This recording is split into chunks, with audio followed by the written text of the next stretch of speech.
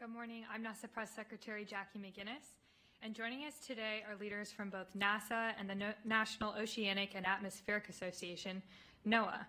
We have NASA Administrator Bill Nelson, Kate Calvin, NASA's Chief Scientist and Senior Climate Advisor, Gavin Schmidt, Director of NASA's Goddard Institute for Space Studies, Carlos Del Castillo, Chief of the Ocean Ecology Laboratory at NASA's Goddard Space Flight Center, Sarah Kapnick, Chief Scientist at NOAA, and Russ Vose, the Chief of the Climate Analysis and Synthesis Branch at NOAA's National Centers for Environmental Information, who will be available for the Q&A portion.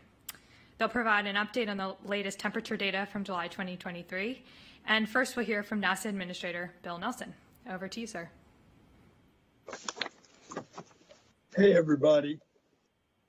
It certainly is self-evident that the Earth is heating up.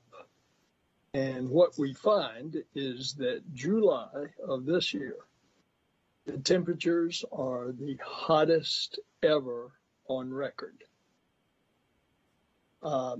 If you compare it back to July of 2019, that was the hottest. And now this July has shattered the previous record from 2019 by 0.2 of a degree Celsius. So just look around you and you'll see what's happened. We have record flooding in Vermont. We have record heat in Phoenix and in Miami. We have major parts of the country that have been blanketed by wildfire smoke. And of course, what we're watching in real time, the disaster that has occurred in Hawaii with the wildfires, which were in part fueled by a typhoon or hurricane that was out in the Pacific. Well, we're trying to do something about this. And I'll take you back to when Senator Joe Biden and Sheldon Whitehouse and I were some of those senators who warned what was coming. And now as president, Joe Biden, he's warning again, and he has a climate agenda, and that is very specific.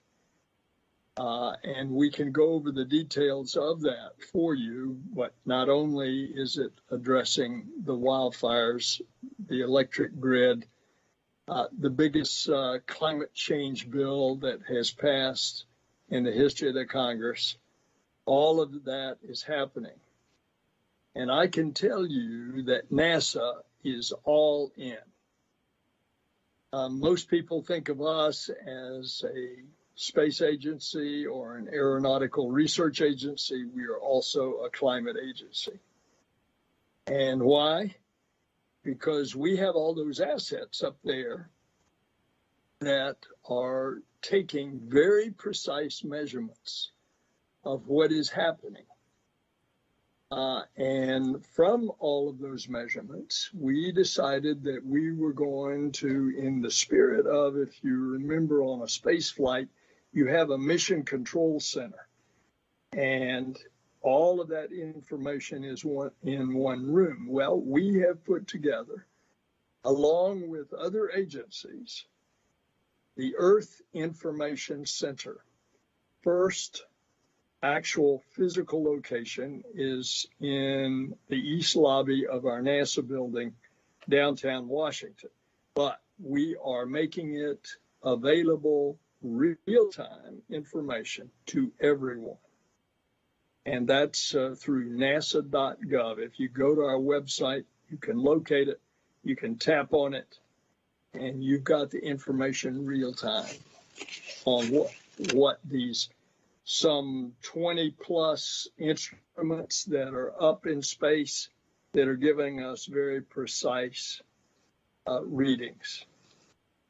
What we have just put up, if you look in the recent past, we put up an instrument called SWAT. It is giving us the first time the elevation and the characterization of fresh water.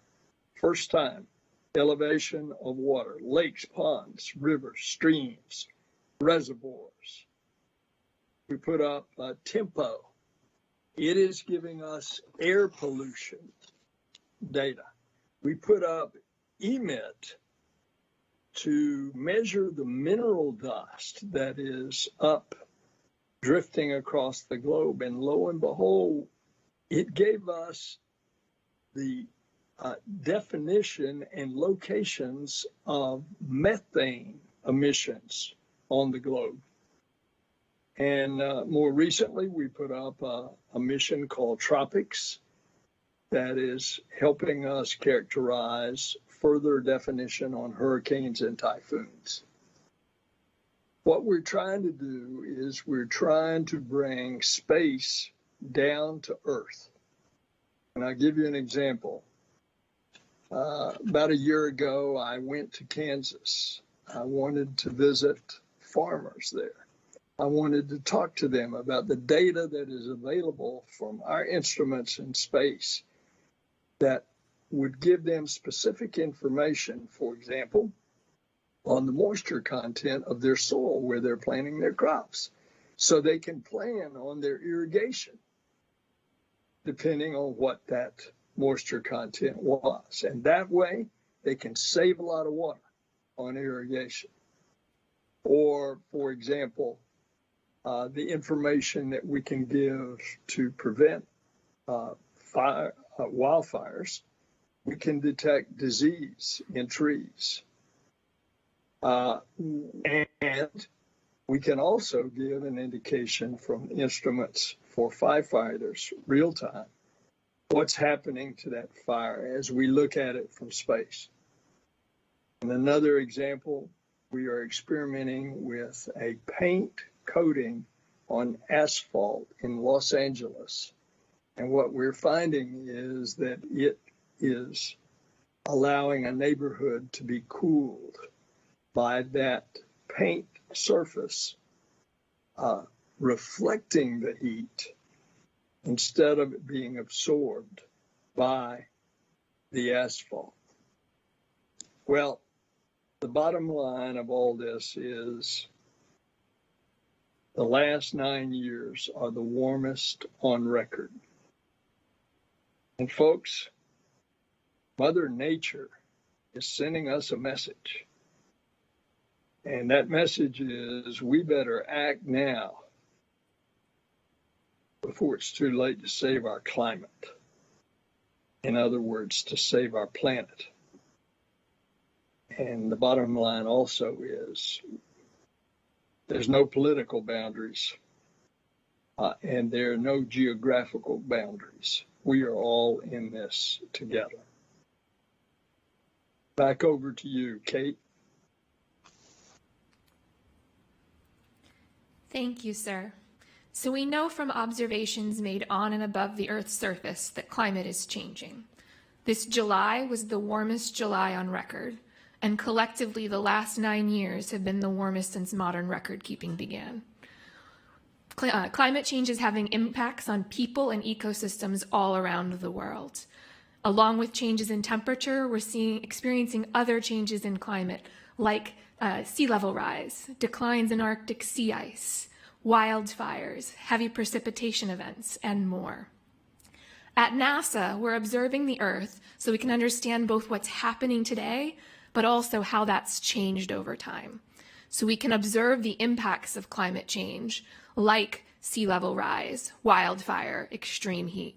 We can also observe the drivers of climate change, like greenhouse gases, carbon dioxide and methane that are increasing in the atmosphere and trapping heat. By observing this, we can understand both what is happening now and also why it's happening and provide that information to inform decision makers and the public.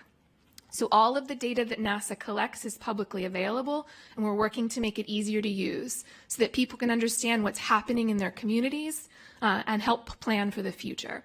And what you'll hear about today is a little bit more about the recent records and predictions of the future. And so I'll turn it to Dr. Gavin Schmidt to talk about recent data and observations. Thank you very much, Kate. So we are producing today the GIST temp analysis of global temperature anomalies. These are an analysis based on weather station data, ocean buoys, ship records, and automatic weather stations in Antarctica and elsewhere, put together to give an estimate of the global mean temperatures, and that estimate goes back to the 19th century. The results that we're presenting today for July show that July 2023 was by far the warmest July in the record, more than 0.2 degrees Celsius warmer than the previous record, which was in July 2019, and more warm still than the last time that we gave a kind of mid-year press briefing on the temperatures, which was in July 2016. The temperatures in July are warming very, very clearly. What we're seeing here is anomalous, so it's above the trend that we would expect just from an extrapolation, and that's related to what's going on in the Pacific. So we have an incipient El Nino event that is happening, though we anticipate that the impacts of that El Nino event are going to build over time as we get towards a larger event towards the end of the year. And the biggest impact of El Nino will actually occur in 2024. So we're anticipating that not only is 2023 going to be exceptionally warm and possibly a record warm year, but we anticipate that 2024 will be warmer still. There are other things going on beyond El Nino. We're seeing extreme temperatures in the North Atlantic and in other parts of the ocean. These have been building for a while. You would have seen some discussion of that since March. There's a persistence to the sea surface temperature anomalies that is helping fuel the warmth in July and through the rest of this summer.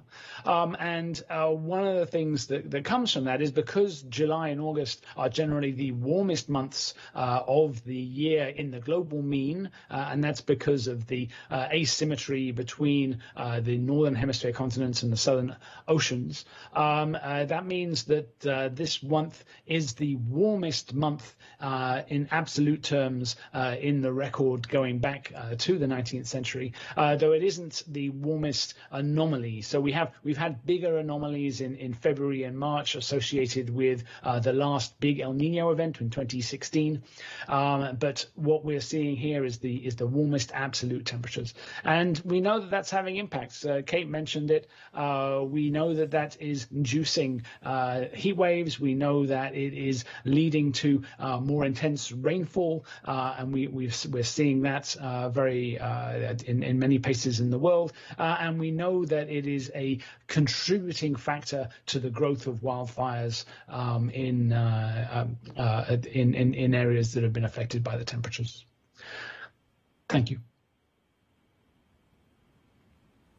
Thanks a lot, Gavin.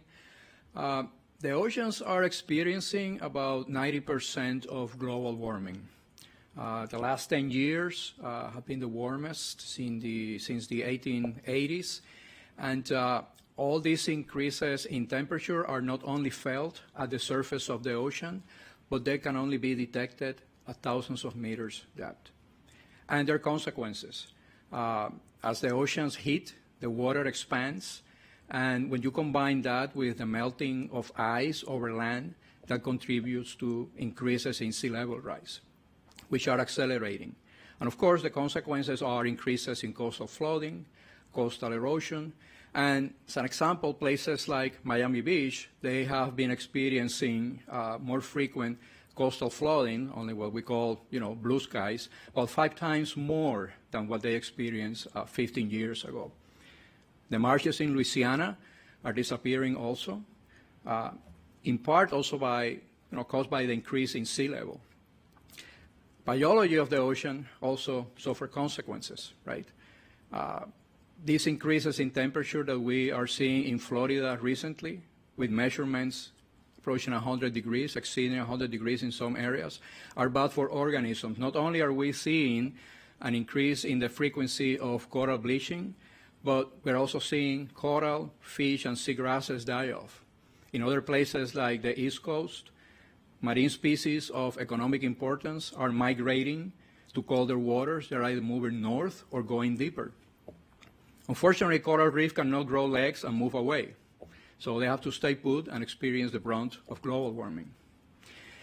To add some insult to injury, all this CO2 that we are putting in the atmosphere also dissolves in the water and acidifies it. The ocean waters are about 20% more acidic than at the beginning of the industrial period. And this is not good for corals. And many other microscopic marine species that are at the bottom of the food web are also affected by ocean acidification.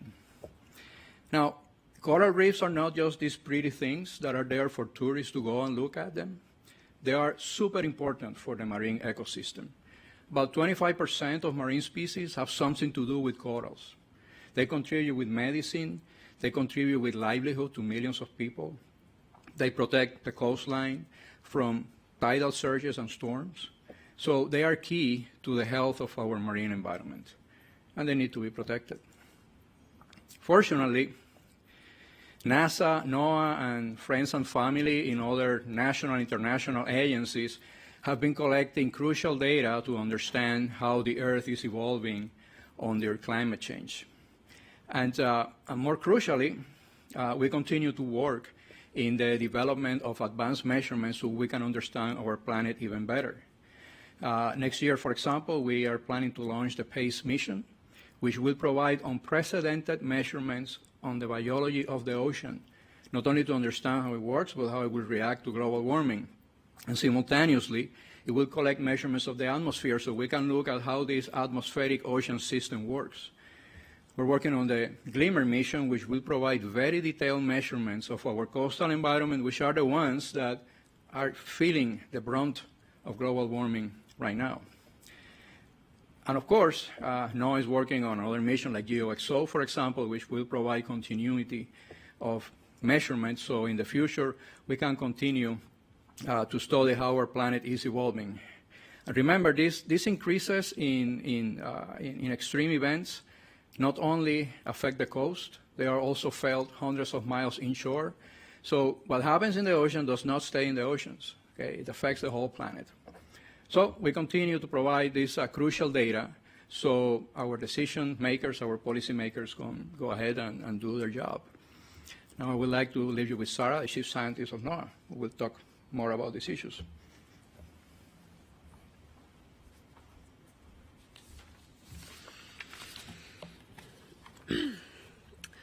Our data indicates that July 2023 was the warmest July on record for the globe, and it was the warmest July by a long shot, specifically by more than 1/3 of a degree Fahrenheit. That may not sound like a lot, but the margin for most global records is on the order of 1/100th of a degree or two. So last month was way, way warmer than anything we've ever seen. The warmest month of the year for global temperatures is also typically in July, just like it's usually the warmest month of the year for most places in the United States. Given that July 2023 was the warmest July on record and July is the globe's warmest month of the year, it's very likely that July 2023 was hotter than any month in any year since at least 1850. Having said that, the really important thing to remember is that July 2023 is just the latest in a long run of extremely warm months and years going back several decades. In other words, the long-term increase in global temperature marches on and on and on. We have now seen 47 consecutive Julys that are above the 20th century average and 533 consecutive months above the 20th century average. It's also worth thinking about El Nino and its impact on things going forward, as Gavin mentioned. El Nino tends to increase global temperatures, albeit with a several-month lag, meaning it probably did not have much of an impact on this July record. Given NOAA's forecast right now, there is over a 95% chance that El Nino will continue through the winter. We could see even bigger impacts in the winter and spring as El Nino peaks. While El Nino might not have had much impact on air temperatures, it did contribute to the record-breaking global ocean temperatures. For the 4th consecutive month, the global ocean surface temperatures hit a record high as El Nino conditions that emerged in June continued into July. Over 40% of the ocean is currently experiencing a marine heat wave, with our predictions showing that that could continue into the fall or even expand. Meanwhile, in the far south, Antarctic sea ice coverage ranked the lowest on record for the third consecutive month, contributing to the July 2023 setting a record for the lowest global July sea ice extent on record. Putting all of this together, 2023 to date has been the third warmest on record. According to NCEI's Global Annual Temperature Outlook and data through July, it is virtually certain, over 99% chance, that 2023 will rank among the 5 warmest years on record, with a nearly 50% probability that 2023 will rank warmest on record. El Niños can temporarily warm the globe by approximately 0.1 degrees Celsius, an equivalent to the expected warming over a 10-year time horizon. A year like this gives us a glimpse into how rising temperatures and heavier rains can impact our society and stress critical infrastructure over the next decade. It's important to remember that these years will be cool by comparison by the middle of the century if we continue to warm our planet as greenhouse gas emissions continue. Put another way, the next few years will be the coolest for the rest of my life if the world continues to emit greenhouse gases into the atmosphere. Thank you.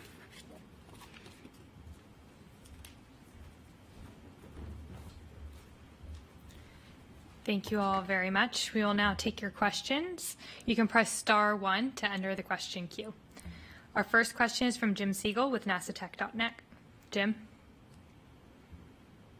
Thank you for taking my question, and thank you for doing this session. I'm planning to do an in-depth story about climate change, and I'm curious about where I can go to get the base data from which the conclusions are derived that you described today. Is that in the is that in the database that Bill mentioned earlier, or what? And I'm kind of curious too about how far back reliable temperature data exists in the United States. Thank you. Gavin, do you want to take that one? Sure. So the data that goes into the GIST temp product is all available at data.gist.nasa.gov/GIST-temp, and all of the data and uncertainties and analyses can be downloaded there. You can do the whole thing again if you want, but you can just get the answers if you want. The temperatures in the US are actually pretty well sampled, even going back to the mid 19th century, and so the CONUS temperatures go back easily to the mid 1800s. For other parts of the globe, it's not quite so well sampled, particularly in the southern hemisphere pre-1920. But we have a reasonable estimate of global mean temperatures going back. We cut it off at 1880. Our colleagues at Noaa go back to 1850. And there's another product from Berkeley Earth that tries to go back even further. But the uncertainties increase as you go back in time. Thank you very much. Thank you. Our next question is from Rachel Ramirez with CNN. Hey, everyone. Thanks for doing this. Administrator Nelson mentioned the fires in Hawaii, and, the death toll is climbing each day, so this isn't going away anytime soon in the news cycle. So I was wondering if we could touch on that a bit more in the context of the global climate records that you all just laid out. And I'm curious if Noaa or NASA is gathering more data in terms of kind of establishing that climate change connection with the fires, and are there any scientific initiatives also being affected by the fires on the ground in Maui right now? Gavin has his hands up. And also Do you want to go to Sarah first? Sure. So this will be heavily studied. There will be a lot of research that comes out of both NOAA as well as our sister agency and Department of Commerce, NIST, who studies the wildfires and the effects of these things, in understanding specifically what caused this and the events that we've seen. Additionally, there was also drought present, which made it the dry conditions right in advance of it as well. Thanks, Sarah. And Gavin? Yeah, I mean, I think it's very important to note that when we have a disaster such as this, there are many antecedents. There are many little things that happened that give rise to these kinds of things. And so, there are local situations right on Maui that relate to abandoned sugar plantations, non-native grasses, the high growth of grass in the spring, the drying out that Sarah just mentioned there. But you've also got longer-term trends. You've got longer-term trends in rainfall. So storm tracks have been moving north with climate change. Hawaii has been getting, in general, less rainfall decade by decade. And so there are long-term effects that are contributing, but then there are going to be local and very specific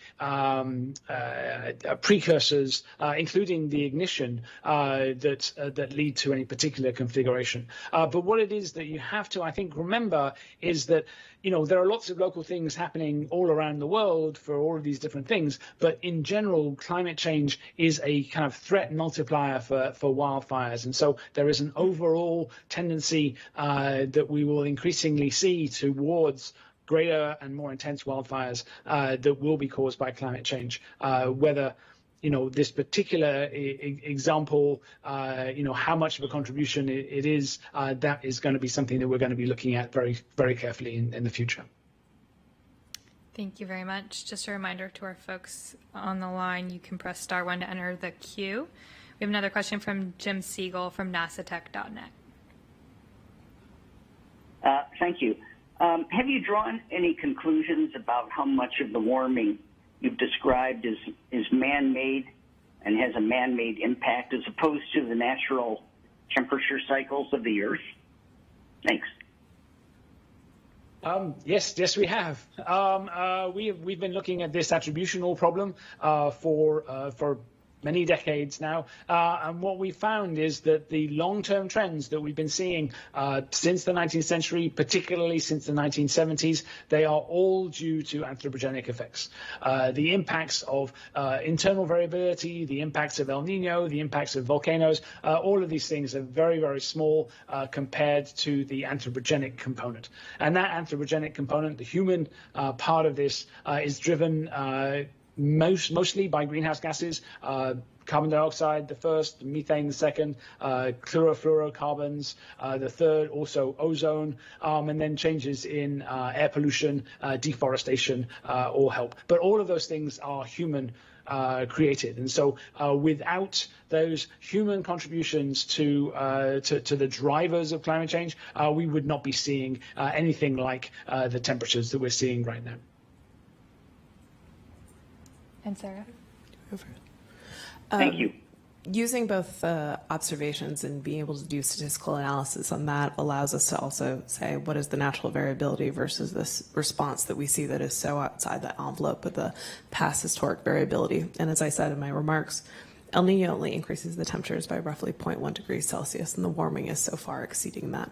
We also have models which are really critical for us to understand natural variability and the forced response that we see to human emissions into the atmosphere. And that too, in recent decades, the temperatures that we are now experiencing, you can only get those temperatures if you include those greenhouse gas emissions into the atmosphere and the land use change that we have created on Earth. And so as a result, you only get the temperatures that we have right now, this enhanced warming, this value that is so far exceeding what our natural climate would be. So we are in a different climate state as a result right now.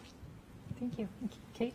Yeah, and just building on what both Sarah and Gavin said, as scientists, we're continually looking at what's happening on the Earth and what's causing those changes. And we use multiple lines of evidence, is what we refer to it in science. So different ways observing the Earth. You add in models to complement observations. We have laboratory experiments where we can replicate the sorts of effects that we're seeing. And when we bring all that together, what we're seeing is that human activity and principally greenhouse gases are driving the changes we're seeing on the planet. Thank you all so much. And we do not have any more questions. So you can play back this media event on nasa.gov/live and also learn more about our climate work at nasa.gov/climate. Thank you all so much.